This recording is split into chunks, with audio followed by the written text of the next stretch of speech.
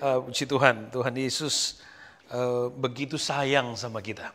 Kadang-kadang kita suka nggak realize itu. Kita cuman, iya kita tahu Tuhan sayang, tapi kadang-kadang kita nggak sampai benar-benar mau menikmati hadirat Tuhan.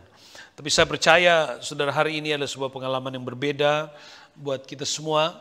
Karena Tuhan ada bersama dengan kita dan setiap pribadi hari ini saya percaya diberkati Tuhan. Oke, saudara yang kekasih di dalam Tuhan Yesus Kristus, kita masih sedang bicara tentang Passover. Di Gold Coast juga tadi pagi saya bicara hal yang sama. Hal yang penting untuk kita pahami bahwa hari ini dunia belum selesai menghadapi persoalan yang secara global melanda semua bangsa. Dan banyak orang yang sedang menangis, ya. Banyak orang yang terdampak, banyak orang, dan belum lagi efek-efek lain. Dan usaha demi usaha yang dilakukan oleh dunia seolah-olah semakin jauh dari harapan. Tapi saya selalu percaya bahwa Tuhan adalah kekuatan satu-satunya, adalah jawaban buat kita. Sehingga tempat yang terbaik buat semua orang adalah beribadah kepada Tuhan. Jangan pernah menghalangi seseorang untuk datang beribadah, apalagi menghalangi anak-anak. Saya katakan di Gold Coast tadi pagi, jangan pernah menghalangi anak-anak untuk datang beribadah dengan alasan apapun. Karena saya mendapati ada orang larang anaknya ke gereja karena pandemi, ya. Tapi oke, kalau ke tempat-tempat keramaian yang lain justru. Tapi saya percaya teman-teman yang ada di GBD Brisbane, Anda semua luar biasa karena membawa keluarga kepada Tuhan semuanya. Puji Tuhan. Oke, mari saudaraku yang kasih dalam Tuhan, hari ini saya akan bicara tentang Passover dan lebih spesifik tentang bangsa Israel keluar dari Mesir, out from Egypt, ya. Kira-kira itu yang kita bisa lihat pada hari ini. Nah, saudara yang kekasih, setiap kali kita bicara tentang Passover, Paskah, Easter, Pesa, semua itu menunjuk kepada pribadi Yesus, ya. Apapun saudaraku yang setiap kali kita mendengar tentang Paskah itu tidak boleh tidak itu fokusnya, ujungnya hanyalah Yesus, bukan yang lain, ya, bukan lain. Sehingga saudaraku yang kekasih dalam Tuhan, ketika kita berfokus kepada Kristus saja, dan itulah pokok iman kita yang sesungguhnya, ya, pokok iman kita sesungguhnya adalah beriman kepada Yesus, maka iman yang sesungguhnya adalah bagaimana percaya bahwa Tuhan Yesus Kristus telah mati di kayu salib, mengampuni dosa, membebaskan kita dari dosa dan hidup pada kehidupan baru, lahir baru di dalam Tuhan. Itu iman. Jadi percaya bahwa Yesus sudah mati di kayu salib dan kita telah ditebus dari dosa dan kita menikmati kehidupan yang diselamatkan itu. Dan kita harus terus bertumbuh, ya, kita terus bertumbuh. Berapa minggu yang lalu kita bicara tentang Paskah juga. Tapi mari saudara kita lihat hari ini kita masih bicara tentang hal-hal yang berkelanjutan tentang hal ini. Keluaran pasal 12. Keluaran pasal 12 ayat yang ke-13, saya baca buat semua. Kita perhatikan dengan baik. Dan darah itu menjadi tanda bagimu pada rumah-rumah di mana kamu tinggal. Apabila aku melihat darah itu, maka aku akan lewat daripada kamu. Jadi tidak akan ada tulah kemusnahan di tengah-tengah kamu. Apabila aku menghukum tanah Mesir. Perhatikan baik. Ada dua hal penting di situ. Yang pertama, apabila aku melihat darah itu, maka aku akan lewat daripada kamu. Jadi yang kedua, jadi tidak akan ada tulah kemusnahan di tengah-tengah kamu. Puji Tuhan. Saudara, Passover adalah ketika Tuhan kemudian mendapati di rumah-rumah orang percaya, di rumah-rumah orang Israel ada darah di pintu rumah mereka, ya. Pintu rumah mereka dibasuh dengan darah. Sebelumnya Tuhan perintahkan supaya umat orang Israel mengambil domba, kemudian ada prosesinya, kemudian ambil sedikit dari darahnya dan oles di ambang atas dan tiang pintu, ya. Sehingga itu menjadi tanda, Alkitab kata itu menjadi tanda. Dan itu diawali dengan ketika Tuhan menjatuhkan tulah kepada bangsa Mesir, 10 tulah. Dan setiap tulah yang terjadi dialami oleh orang Mesir itu Tuhan dengan sengaja menunjukkan kepada orang Mesir bahwa sesungguhnya mereka tidak bisa berbuat apa-apa dan hanya Tuhan yang sanggup dan berkuasa. Sampai pada tulah yang terakhir, kematian anak sulung. Kematian anak sulung. Alkitab mencatat di rumah-rumah orang Mesir ada ratapan, ya, ada tangisan, ya, ada penderitaan. Karena di setiap rumah anak sulungnya mati. Tidak hanya manusia tapi binatang juga. Jadi pada malam itu adalah malam duka cita bagi orang Mesir. Ya. Dan Tuhan katakan kepada orang Israel supaya mereka melakukan proses mengambil anak domba berumur setahun kemudian dikorbankan. Saya katakan beberapa minggu yang lalu, memang tidak semua orang Israel mungkin yang benar-benar taat kepada Tuhan. Ya. Sehingga hanya mereka yang taat, yang dengar-dengaran, yang membasuh pintu rumah mereka dengan darah, mereka yang kemudian Alkitab katakan waktu penghukuman, tulah ke-10, kematian anak sulung. Alkitab katakan waktu Tuhan melihat darah, maka kemusnahan tidak terjadi di mana ada Passover melewati rumah itu. Sehingga tidak ada kematian. Tapi bagi rumah-rumah yang tidak ada darahnya, tidak ada ketaatan di situ, ada kematian, ada penderitaan di situ. Dan sepanjang malam, saudaraku yang kasih dalam Tuhan, orang Israel melakukan prosesi itu.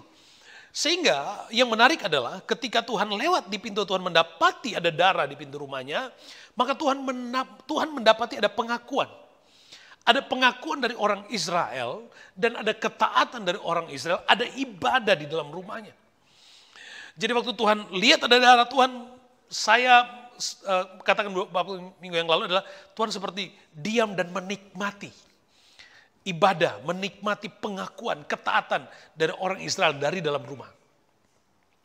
Sebaliknya, dari dalam rumah, orang Israel juga menikmati Tuhan, penerimaan Tuhan tentang mereka. Ya, mereka membasuh rumah dengan darah. Mereka menikmati Tuhan ada dan melihat darah di pintu rumah mereka. Jadi pada titik itu ada persekutuan. Pada titik itu ada penyembahan. Pada titik itu ada suasana yang sangat intim dengan Tuhan. Dan kemudian Alkitab katakan, maka saudaraku, Alkitab katakan bahwa pada malam itu juga ya selesai makan orang Israel harus meninggalkan itu. Dan ini menjadi hal yang penting sekali bagi perjalanan sejarah bangsa Israel, bagi perjalanan orang Israel. Menjadi sangat penting, saudara. Ya, dan Alkitab katakan, kalau kita Keluaran pasal 12 ayat 51 katakan, dan tepat pada hari itu juga Tuhan membawa orang Israel keluar dari tanah Mesir menurut pasukan mereka. Jadi pada Passover, pada Passover itu Tuhan membawa orang Israel keluar dari tanah Mesir. Lompat, Keluaran pasal 13 ayat yang ketiga. Lalu berkatalah Musa kepada bangsa itu, peringatilah hari ini, ya. Sebab pada hari ini kamu keluar dari Mesir, dari rumah perbudakan, karena dengan kekuatan tangannya Tuhan telah membawa kamu keluar dari sana.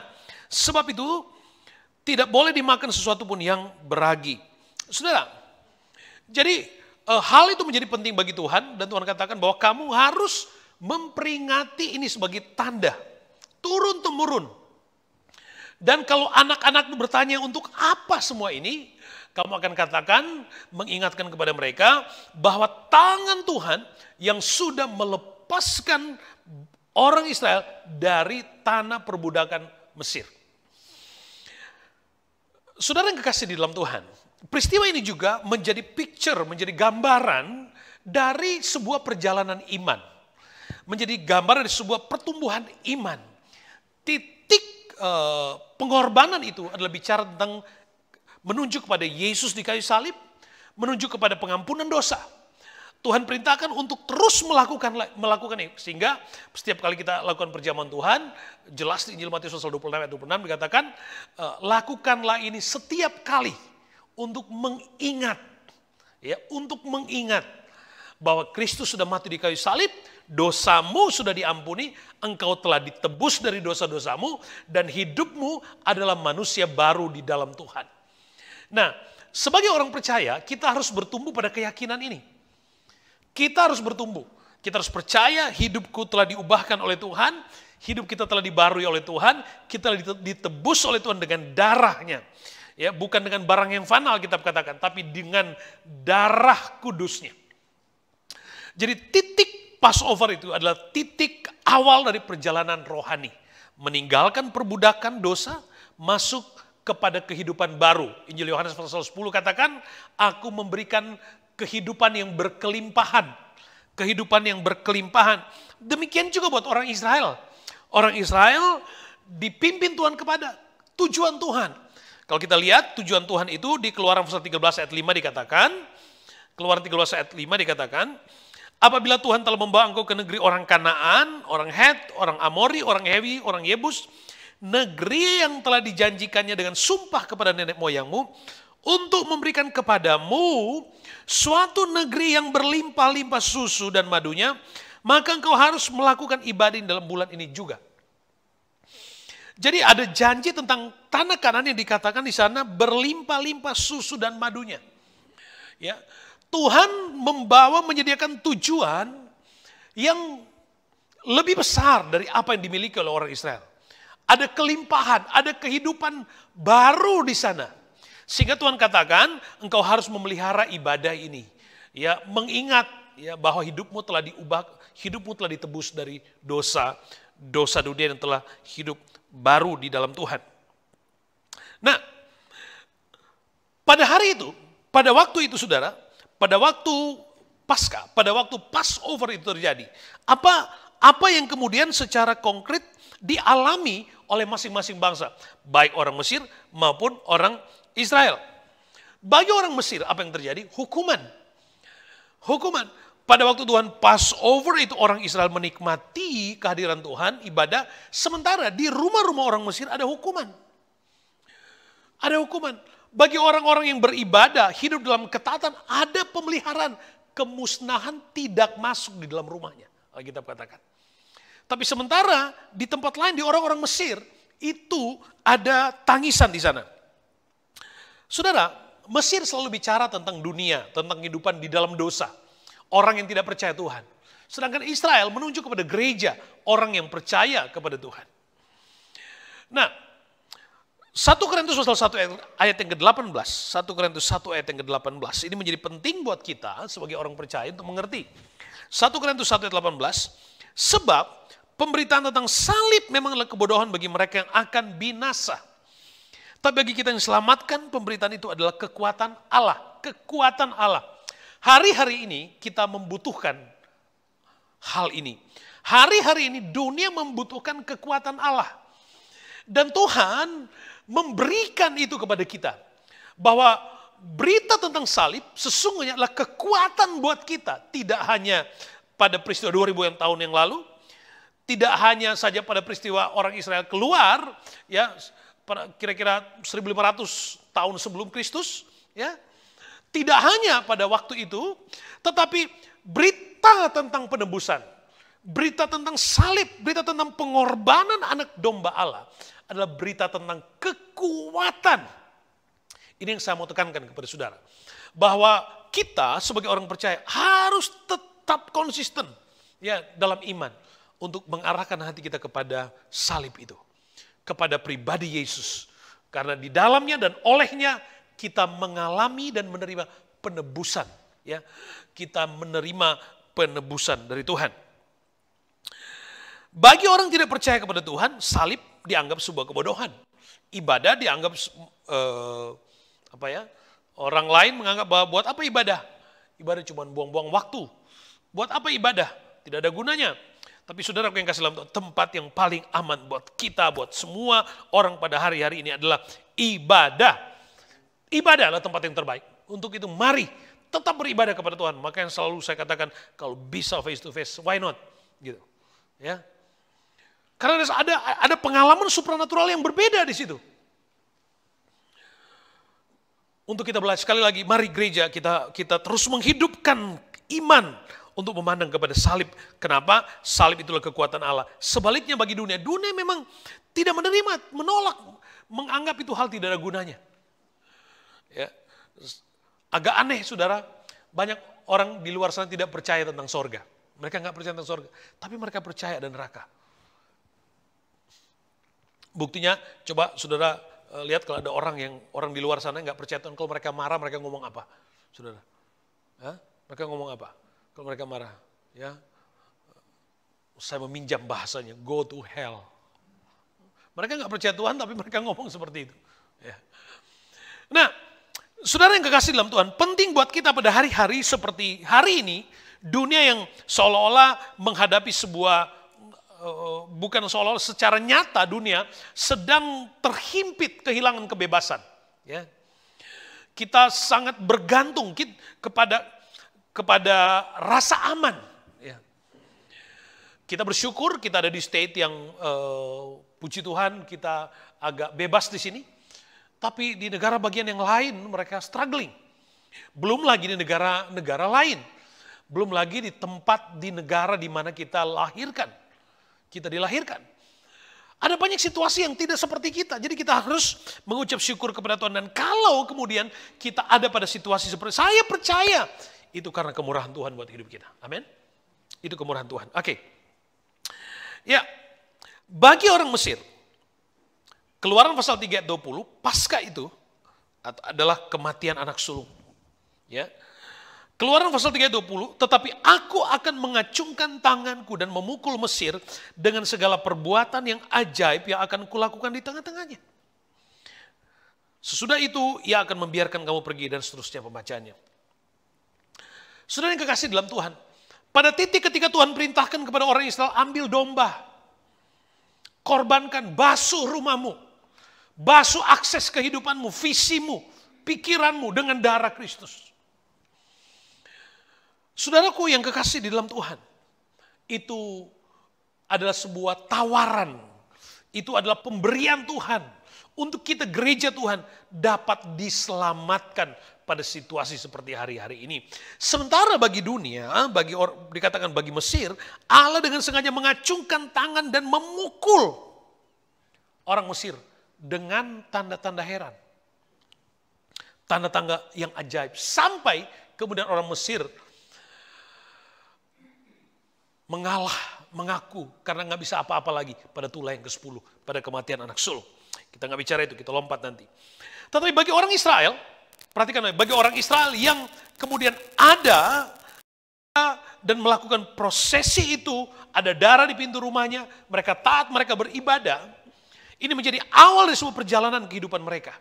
Ini menjadi awal buat orang yang bertobat terima Yesus pada titik yang sama, berjalan. Perhatikan apa yang terjadi untuk orang Israel.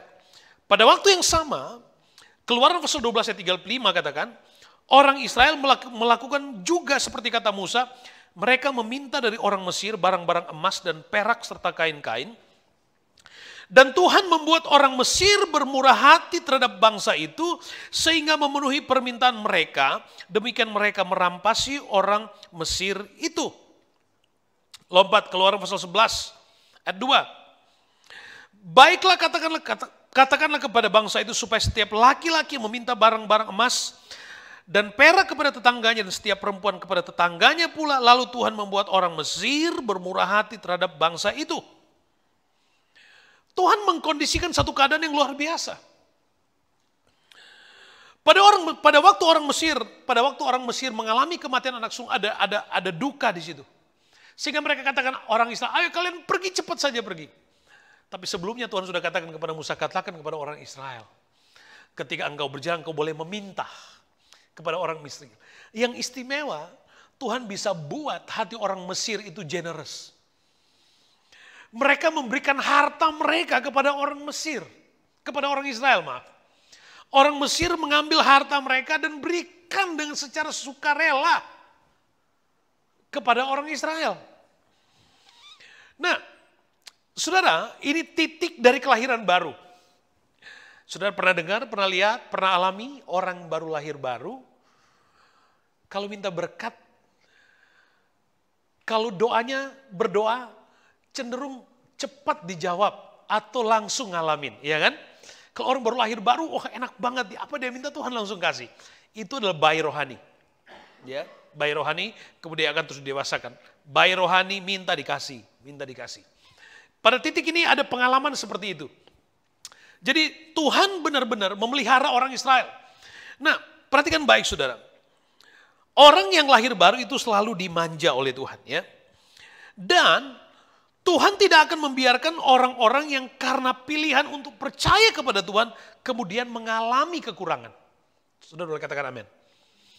Ya, Tuhan tidak akan membiarkan orang-orang yang karena dia percaya kepada Tuhan kemudian dia kekurangan. Tidak akan Tuhan biarkan. Tuhan akan mengkondisikan satu keadaan untuk menjamin bahwa janjinya itu ya dan amin. Sehingga saudara jangan kaget kalau di tempat pekerjaan saudara ada Tuhan mengkondisikan sesuatu sehingga saudara akan surprise. Tuhan sengaja kondisikan hanya untuk memberkati saudara. Dan Tuhan juga bisa mengerjakan di bagian yang lain, di tempat yang lain, oleh orang lain hanya untuk memberkati. Saudara lihat ayat-ayatnya banyak. Saya baca satu-satu. Yesaya 45 ayat 3. Aku akan memberikan kepadamu harta benda yang terpendam dan harta kekayaan yang tersembunyi. Supaya engkau tahu bahwa akulah Tuhan Allah Israel yang memanggil engkau dengan namamu. Katakan amin. Kalau ayat kayak gini cepat sekali amin ya. Yesaya 61 ayat 6. Tetapi kamu akan disebut imam Tuhan dan akan dinamai pelayan Allah kita. Kamu akan menikmati kekayaan bangsa-bangsa dan akan memegahkan diri dengan segala harta benda mereka. Ada jaminan Tuhan. Satu lagi. Pengkhotbah pasal 2 ayat 26. Karena kepada orang-orang yang dikenannya, ia mengaruniakan hikmat, pengetahuan, dan kesukaan. Tetapi orang berdosa ditugaskannya untuk menghimpun dan menimbun sesuatu yang kemudian harus diberikan kepada orang-orang yang dikenan oleh Allah. Amin. Itu jaminan. Itu perjalanan orang percaya. Jadi ingat, orang Israel itu pada malam itu juga harus meninggalkan. Sampai saudaraku adonan roti itu mereka belum selesai, masih dalam bentuk bungkusan dibawa. Harus segera keluar. Tapi Tuhan jamin. Tuhan buat orang Mesir untuk memberkati mereka. Sehingga keputusan kita untuk ikut Tuhan, keputusan kita untuk ikut Tuhan dijamin oleh Tuhan sehingga kita berjalan tidak takut. Kenapa? Karena ada jaminan Tuhan. Saudara, bersyukur kepada Tuhan. Kalau Tuhan pakai kita bisa menjadi alat Tuhan. Hari-hari ini ada banyak hamba-hamba Tuhan yang butuh support. Banyak hamba-hamba Tuhan butuh support. Ya, ada tempat-tempat yang hamba-hamba Tuhan yang di tempat-tempat tertentu di mana ibadah-ibadah ditutup, nggak ada kebaktian. Sementara kehidupan secara kesejahteraan mereka sangat bergantung kepada ibadah-ibadah. Dan belum lagi orang-orang di sebagian tempat tertentu yang tidak familiar dengan e-banking. Jadi membutuhkan support. Saya selalu berkata kalau Tuhan kemudian memilih saudara, memilih komunitas, memilih gereja kita untuk bisa menjadi berkat. Sesungguhnya karena Tuhan yang bekerja di hati kita. Tuhan yang menjamah kehidupan saudara. Tuhan yang pilih. Kalau Tuhan bisa pilih orang lain yang tidak percaya Tuhan, kenapa tidak kalau Tuhan pilih orang-orang yang ada di dalam Tuhan? Apakah kita akan kekurangan karena kita melakukan dan memberikan sesuatu untuk pekerjaan Tuhan? No. Tuhan jamin. Tuhan jamin. Ya. Nah, pada bagian ini harta kekayaan yang dimaksud di sini adalah bisa bicara tentang harta rohani, bisa bicara tentang harta rohani. Artinya ada banyak yang tidak bisa di-value dengan materi, tidak bisa dimaterikan. Damai, sukacita, ketenangan, nggak bisa ditukar dengan uang. Nggak bisa. Sudah nggak bisa beli itu. Ya. Ada hal-hal yang tidak bisa dimaterikan. Itu adalah sesuatu yang hanya Tuhan bisa berikan kepada kita. Itu harta rohani. Belum lagi keselamatan, ya, kehidupan kekal di dalam Tuhan. Pembelaan Tuhan. Itu harta rohani. Juga bisa bicara tentang harta jasmani. Bisa bicara tentang prestasi. Bisa bicara tentang popularitas. Bisa bicara tentang finansial. Dan lain-lainnya. Poin pentingnya adalah ketika Anda melangkah di dalam Tuhan. Ingat, ada jaminan Tuhan. Ada jaminan Tuhan. Mungkin bagi orang lain sulit. Kenapa? Karena mereka nggak taat kepada Tuhan. Tapi kalau kita hidup dalam ketaatan, ada jaminan Tuhan. Kenapa saudara? Jaminan itu adalah pribadi Yesus sendiri. Pribadi Yesus sendiri yang menjadi jaminan buat kita. Nah, ini menjadi awal orang Israel keluar dari tanah Mesir. Kira-kira 1500 tahun sebelum Kristus, 1450. Ya, titiknya di situ orang Israel keluar dari Mesir. Orang Israel keluar dari Mesir. Perhatikan. Pada waktu mereka keluar dari Mesir, Keluaran 13 ayat 17 dan 18. Ya, ingat, kita sedang bicara tentang keluar dari perbudakan dosa, mengalami dan menikmati hidup ditebus oleh Tuhan, berjalan sebagai manusia yang dilahirkan baru, sebagai manusia baru di dalam Tuhan. Oke, orang Israel, kurang lebih 3 juta orang Israel berjalan keluar dari Mesir. Keluaran pasal 13 ayat 17, setelah Firaun membiarkan bangsa itu pergi, akhirnya Firaun membiarkan bangsa itu pergi, setelah Tula yang ke-10 anak-anak sulung mati, Alkitab katakan, Allah tidak menuntun mereka melalui jalan ke negeri orang Filistin, walaupun jalan ini yang paling dekat. Sebab firman Allah, jangan-jangan bangsa itu menyesal apabila mereka menghadapi peperangan sehingga mereka kembali ke Mesir. Coba tampilkan mapnya. Coba perhatikan mapnya. Saudara, orang Israel tinggal di Goshen, ya, di Mesir, ya, Mesir. Dan di sana dikatakan sudah ada detailnya di situ. Kemudian Alkitab katakan Tuhan tidak menuntun mereka melalui jalan ke negeri orang Filistin di utara. Ya, itu ada Kanaan itu adalah kalau saudara lihat titik land di Goshen itu dan terus ke atas di pinggir pantai itu ada Gaza dan seterusnya, itu Kanaan, itu tanah Kanaan seterusnya. Dan itu jalan yang paling dekat, ya, jalan yang paling dekat itu dikenal dengan Via Maris atau Way of the Sea, ya, Way of the Sea. Yang sebelumnya dikenal juga dengan jalan Way of the Philistine. Sebelumnya jalan itu dinamakan Way of the Philistine. Kalau mengikuti perjalanan itu dari titik Mesir sampai ke Kanaan, itu perjalanan cuma sekitar hampir 2 minggu. Hampir 2 minggu. Tapi sudah bayangkan 3 juta orang yang jalan kaki, saudara. Ya, jadi cukup paling ya 2 mingguan, kira-kira begitu. Bahkan ada yang berani katakan seminggu sebenarnya, tapi karena banyak orang jadi 2 minggu. Oke, seharusnya 2 minggu sudah sampai Kanaan. Tapi kemudian Tuhan buat berapa tahun, saudara? Berapa tahun? 40 tahun. Dekat sekali perbedaannya, ya. 2 minggu dan 40 tahun. Nah, dan Alkitab katakan, Tuhan tidak menuntun mereka melalui jalan yang pendek itu. Tuhan tidak menuntun ke jalan yang dekat itu. Tuhan tidak menuntun mereka ke jalan yang mudah itu. Tuhan tidak menuntun mereka ke jalan yang sederhana itu. Jalan yang instan itu. Padahal, kan tren, spirit modernisme. Masyarakat modern hari ini adalah, kalau bisa cepat, kenapa harus lama-lama? Ya kan? Kalau bisa cepat, kenapa harus lama-lama? Itu spiritnya kan hari-hari ini. Semua akselerasinya, kalau boleh lebih cepat. Tapi Alkitab berkata Tuhan tidak menuntun mereka melalui itu. Nah, saudara, kenapa Tuhan tidak menuntun melewati jalan utara menuju ke Kanaan? Lewat jalan Filistin itu. Via Mare, kenapa? Karena di Mesir, di pintu gerbang itu jalan utama, ada pos-pos militer, pos penjagaan tentara Mesir untuk memantau, memonitor kalau ada musuh yang datang dari utara. Juga untuk memantau kalau ada situasi yang kemudian keluar dari Mesir. Dan bukan hanya satu pos di situ, ada beberapa pos dan ada aktivitas militer di situ. Di jalan utara itu, di Via Mare itu. Nah, saudara yang kekasih dalam Tuhan, orang Israel dikatakan begini. Sebab firman Allah, jangan-jangan bangsa ini menyesal apabila mereka menghadapi peperangan. Orang Israel ini 400 tahun jadi budak. Mentalitas mereka masih mentalitas budak. Mereka nggak punya pengalaman. Nggak pernah tahu bagaimana pegang senjata. Nggak pernah tahu bagaimana berperang. Sama sekali nggak punya ide.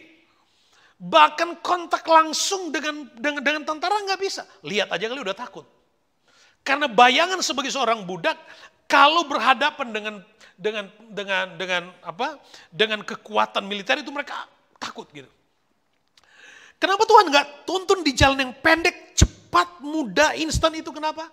Karena di jalan itu ada tentara-tentara. Jangan-jangan nanti waktu orang Israel lewat dan lihat itu, mereka akan ketakutan. Dan kemudian mereka akan memilih pulang lagi ke Mesir. Ingat, karena mereka masih nggak punya, mereka masih budak. Mentalnya masih budak, masih kehidupan rohani mereka masih kerdil mungkin kalau dengan makna rohani kita. Baru juga lahir baru. Baru lahir belum cukup kuat menghadapi tantang, belum mengerti apa artinya peperangan rohani. Cuma tahu kalau sudah percaya Tuhan langsung sorga. Banyak orang Kristen begitu. Kalau dia baru lahir baru dia pikir pokoknya masuk sorga, padahal ada proses, ada pertumbuhan iman. Dan tidak hanya itu. Di ujung dari perjalanan dari via Mares itu saudara, ada apa? Ada Filistin, ada bangsa Filistin di situ. Orang Filistin sejak zaman perjanjian lama dikatakan mereka orang-orang yang mahir berperang. Itu kemudian jadi moyangnya Goliat. Ya. Orang-orang yang mahir berperang. Saudara bayangkan orang Israel yang gak punya pengalaman perang, masih mentalitas budak dalam perjalanan hanya pendek cuma 2 minggu. Apa cukup latihan? Mereka akan berhadapan dengan tentara Filistin yang berpengalaman. Itu artinya bunuh diri kalau lewat itu. Lalu kemudian kalau kita baca kembali ayat Keluaran pasal 13, kembali ke Keluaran pasal 13 ayat yang ke-18, kita kembali ke situ. Tetapi Allah menuntun bangsa itu berputar melalui jalan di padang gurun. Kembali ke map.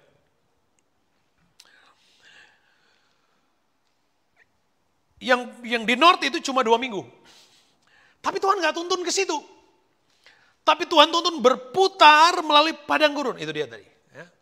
Tuhan tuntun melalui padang gurun sehingga mereka harus ke selatan dulu ke padang gurun. Turun ke bawah. Turun ke bawah. Sampai 40 tahun. Perbandingan 2 minggu 40 tahun, saudara. Saudara yang kekasih, saya membayangkan apa kata orang gitu. Musa juga waktu Tuhan bilang, kamu gak boleh. Walaupun ini pendek, tapi Tuhan bilang gak boleh ke situ, kamu harus turun ke bawah. Musa juga mungkin mikir-mikir waktu dia doa, Tuhan masa sih gitu. Ya. Tapi karena Tuhan yang suruh dia taat. Ini bukan sebuah situasi leadership yang mudah dan sederhana. Bagaimana orang-orang di sekitar Musa akan berkata, Musa, Harun, apakah kamu sure? Kita harus, itu dekat loh, cuma 2 minggu. Apalagi untung aja Musa gak bilang, kita lewat bawah aja, ini waktunya 40 tahun. Musa gak ngomong aja gitu. Tapi Musa cuma bilang kita harus turun ke padang gurun. Saya percaya mungkin waktu itu Musa menghadapi tantangan. Dia menghadapi tantangan. Karena secara profesional, dari semua alasan yang rasional, enggak, kita harus terus. Karena ini jalan paling pendek. Paling gampang. Paling dekat. Udah kelihatan tuh gunungnya. Mungkin kira-kira begitu. Udah kelihatan puncak gunungnya. Tapi Tuhan bilang no. Saudara, dalam perjalanan kehidupan rohani kita, ada situasi yang sengaja Tuhan belokkan kita kepada jalan yang seolah-olah berputar lebih panjang, lebih lama. Untuk apa? Ada situasi di kehidupan kita, Tuhan seolah dengan sengaja menghentikan apa yang kita sudah rencanakan.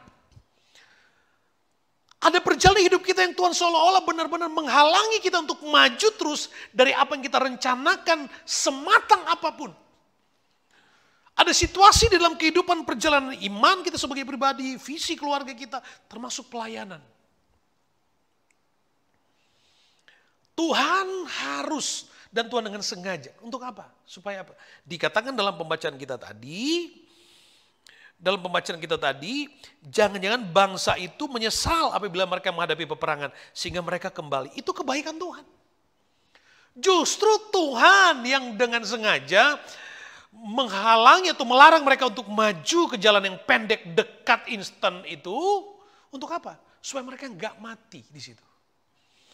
Makanya dalam kehidupan rohani kita ada jalan kehidupan rohani kita yang dengan sengaja seolah-olah ditutup oleh Tuhan, karena Tuhan tahu bahayanya apa. Tuhan tahu resikonya apa. Tuhan tahu itu. Kita manusia bergerak berdasarkan apa yang bisa diukur dengan pikiran dan visinya. Dan ukuran manusia itu terbatas. Alkitab katakan manusia mengira-ngira jalan, tapi Tuhan yang menentukan. Sehingga Tuhan harus arahkan ke jalan yang lain. Jalan yang lain. Alkitab katakan menuntun bangsa itu berputar melalui jalan di padang gurun. Lalu kenapa harus jalan di padang gurun? Kenapa? Alasan Tuhan membawa orang Israel turun ke bawah, berputar ke padang gurun. Alasan yang pertama adalah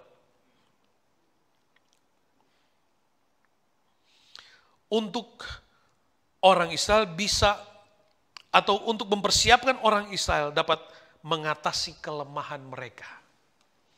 Mereka harus deal dengan kelemahan, mereka harus dilatih berperang dulu. Ya, mereka harus deal dulu. Ingat, orang Israel itu dari budak harus menjadi seorang prajurit perang yang hebat. Pada akhirnya, waktu mereka masuk tanah Kanaan, Alkitab katakan bangsa-bangsa yang ada di sekitarnya takut mendengar kehebatan orang Israel. Jadi ada saatnya memang Tuhan sengaja bawa mereka berputar, turun ke bawah, ke selatan. Untuk apa? Untuk melatih kita. Jadi ada saatnya Tuhan delay kita pada satu tujuan tertentu. Untuk apa? Untuk train kita. Sampai kita benar-benar cakap dan siap menghadapi musuh rohani kita. Itu perjalanan rohani kita. Ya, sampai kita benar-benar siap atau mampu berdiri sendiri, mampu melindungi diri sendiri. Sampai kita benar-benar bisa berdoa, kita benar-benar tahu arti pelayanan. Seolah-olah kita waktu Tuhan suruh kita beralih ke jalan yang lebih panjang, jauh dan lama. Ada pikiran untung rugi di situ. Bahkan ada yang harus dikorbankan di situ. Ya. Ada yang harus korban waktu di situ, ya, korban materi, energi, opportunity, dan lain-lain. Tapi tujuan Tuhan adalah untuk melatih orang Israel. Kamu ini lemah, kamu nggak bisa apa-apa, kamu itu baru saja bertobat. Harus dilatih dulu supaya nggak mudah tersinggung. Kamu baru bertobat, kamu harus dilatih dulu supaya kamu bisa sabar orangnya, supaya kamu bisa setia dulu. Supaya nanti ketika kamu berhadapan dengan tanggung jawab yang lebih besar, kamu matang secara rohani. Kalau jalan yang cepat pendek, kelihatan memang dekat pendek.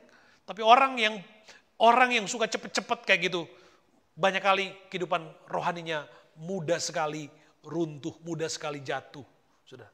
Makanya harus diproses oleh Tuhan. Jadi orang Israel dia tidak punya pengalaman dan pengetahuan serta kemampuan. Tuhan latih di padang gurun. Tuhan latih di padang gurun supaya mereka cakap berperang, punya pengetahuan berperang, punya kemampuan how to survive di tengah kesulitan. Tuhan sengaja membawa mereka. Ya. Dan Tuhan tahu persis batas kemampuan mereka. Tuhan tahu persis, Tuhan tahu jalan mana yang kita harus pilih karena Tuhan tahu kemampuan kita seperti apa. Dan setiap orang punya proses yang berbeda. Ada perjalanan yang orang lain mampu tapi Anda nggak mampu, atau sebaliknya. Anda mampu, orang lain nggak mampu. Itu proses. 2 Petrus pasal 2 ayat 9 katakan begini, bahwa Tuhan tahu menyelamatkan orang-orang saleh dari pencobaan. Tuhan tahu.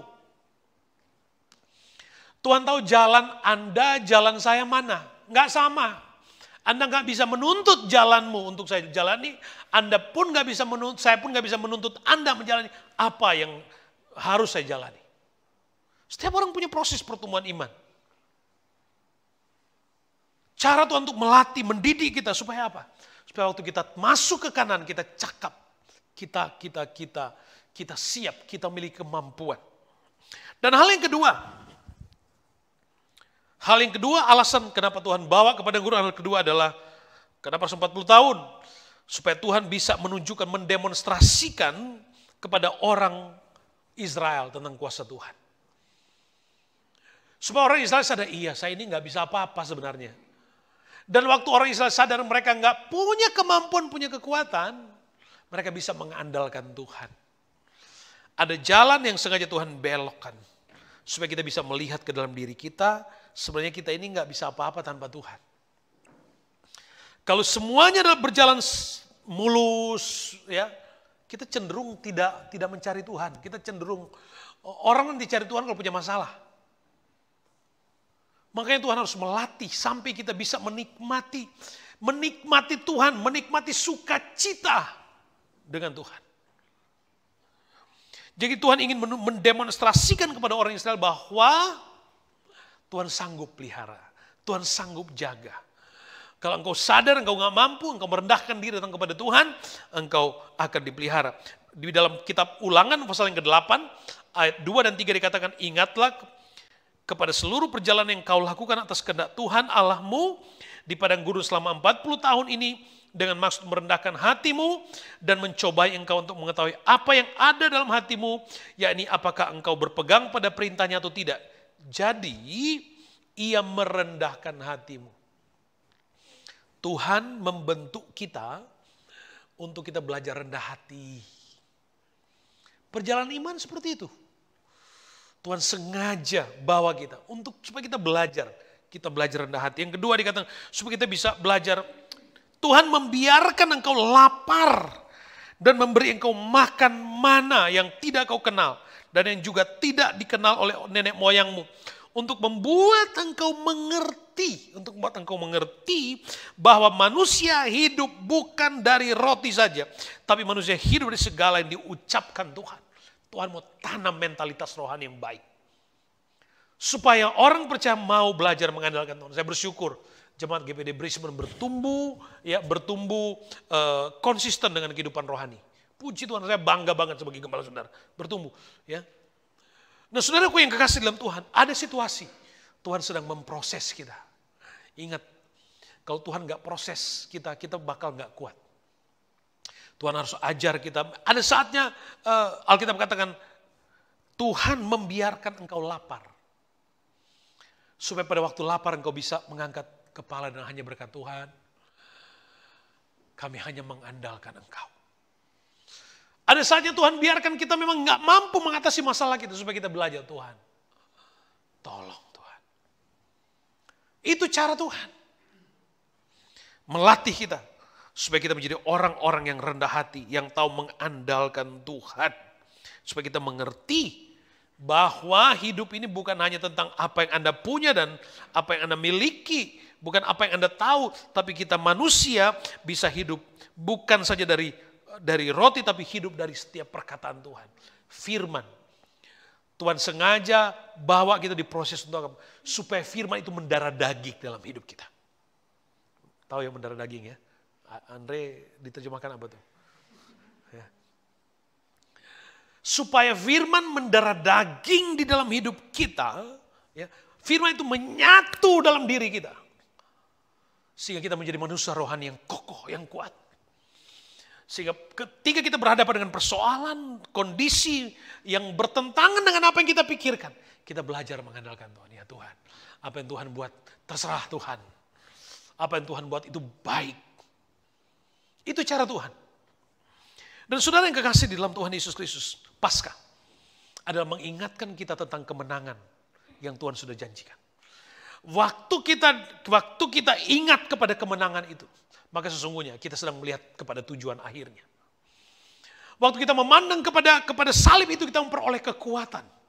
Di tengah kehidupan, gejolak kehidupan yang berat sekalipun. Tapi ingat, waktu kita pandang Yesus, pandang salib Yesus, itu memberikan kekuatan. Ada kekuatan baru yang kita terima. Saudara yang kekasih dalam Tuhan, hidup kita telah ditebus oleh Tuhan. Tuhan sudah panggil kita, Tuhan gak akan biarkan kita. Anda ada di sini, Tuhan tidak akan biarkan saudara. Jadikan Tuhan nomor satu dalam kehidupan saudara. Makanya saya selalu katakan bahwa hidup kami hanya hidup dari iman. Tuhan yang mengkondisikan keadaan, kebutuhan hidup kami. Tuhan yang atur, dan kita belajar untuk pokoknya Tuhan aja lah. Tuhan aja. Kami belajar untuk mengandalkan Tuhan dalam semua aspek kehidupan kami. Sebab kami percaya Tuhanlah satu-satunya pertolongan. Gak ada yang lain. Gak ada yang lain. Gak ada yang lain. Saya belajar untuk tidak mau bergantung kepada siapapun, kepada manusia. Tapi hanya bergantung kepada Tuhan. Sebab Tuhan adalah jawaban atas hidup. Karena saya percaya Tuhan, kalau ada satu pintu ditutup, Tuhan pasti buka pintu yang lain. Kalau Tuhan yang tutup pintunya, gak ada orang yang bisa buka. Mengandalkan Tuhan di padang gurun sekalipun. Kita akan lihat satu persatu perjalanan. Mudah-mudahan kita sampai ke Kanaan. Ya, di dalam kehendak Tuhan. Kita bangkit berdiri bersama, saudaraku yang kasih dalam Tuhan.